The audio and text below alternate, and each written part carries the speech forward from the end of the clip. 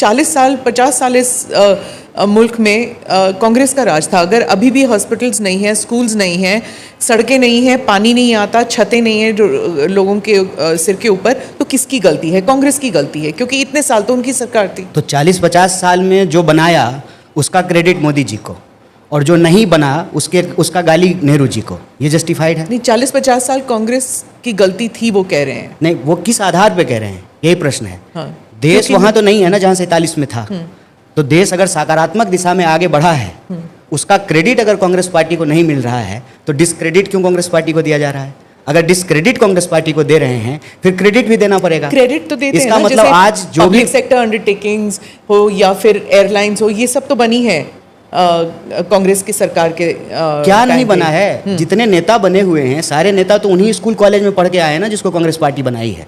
उनके माँ बाप का इलाज तो उसी अस्पतालों में हुआ जिसको कांग्रेस पार्टी बनाई है। देश को आज़ादी दिलाने में कांग्रेस पार्टी की भूमिका है, इससे कोई इनकार कर सकता है?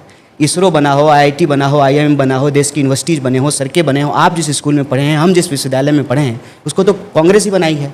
प्रश्न यही है, इस देश का विपक्ष होने के नाते देश में जो चीज़ें हुई हैं उसकी तारीफ की जानी चाहिए, और जो नहीं हुआ है उसका सवाल पूछा जाना चाहिए। अच्छा, आप जो यात्रा कह रहे थे, भारत जोड़ो यात्रा हो गई, या फिर दूसरी वाली जो यात्रा निकाली थी राहुल गांधी ने, सब कह रहे थे कि यात्रा तो निकाल रहे थे, लोग आ भी रहे थे, लेकिन वोट जा रहा था बीजेपी को।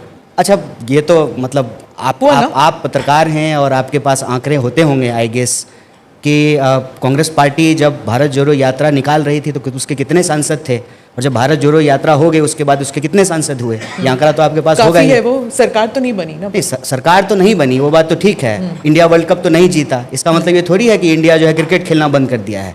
इंडिया वर्ल्ड कप नहीं जीता, लेकिन अभी जीत करके आया है।